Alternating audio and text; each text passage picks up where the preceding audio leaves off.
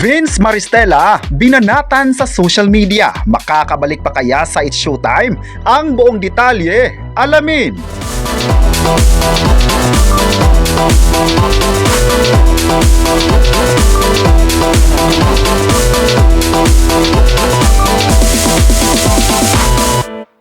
Ngayong July 20, 2026 ay mainit na pinag-usapan sa social media ang naging pagbisita ni Vince Maristella sa sikat na variety show sa ABS-CBN ang It's Showtime.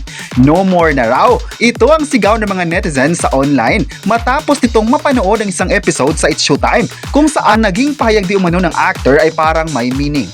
Sa online ngayon ay marami naman ang tila sumasang-ayon kay Vince at may kumampi naman sa It's Showtime host na si Vice Ganda.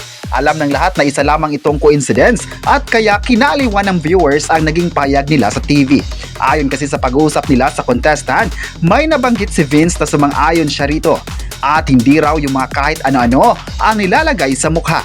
Sa pahayag na ito ay nagbigay din ng payag si Vice na sakit-sakit raw nitong magsalita ni Vince sa kanya.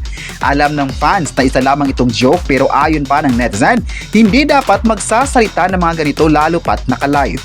May nagsabi naman na hindi naman daw patas kung ganito na lang questionin ng tawang pahayag ni Vince kay Vice. Bakit nga raw kapag si Vice Ganda ang magsabi ng di kaaya-aya sa mga tao ay parang wala lang sa kanila? Hindi naman raw patas ito at naniniwala silang walang kasalanan si Vince at hindi naman raw ito patama sa Unka-Bugable Star.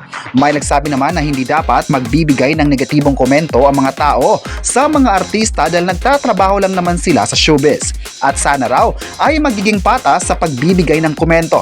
At marami din ngayon na nagtatanong kung makakabalik pa ba si Vince sa It's Showtime matapos ang pangyayari. Well, makakabalik pa rin naman si Vince bilang guest dahil walang personalan nito. Matatanda ang close din ng mga ex-housemates kay Vice kaya hindi na ito big deal para sa dalawa. Aasahan pa ng lahat na mapapanood pa si Vince sa It's Showtime dahil marami sa mga fans ngayon ng actor ang nagalingan sa kanya bilang hurado at maging sa pag-co-host.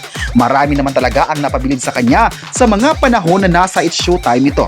Marami naman ang naniniwala ang nagalingan din ng ibang fans kay Vince at hoping sila na mapapanood pa ito sa mga susunod na episodes. May nagsabi naman na naawa sila kay Vice sa ginawa ni Vince at sana raw ay hindi nagagawin ito next time.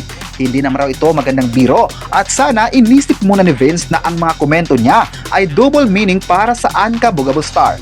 Ngayong oras naman ay trending ang It's Showtime dahil sa magagandang performances ng mga bisita. Grabe din yung pagpapatawa ng mga host na talagang puno ng excitement.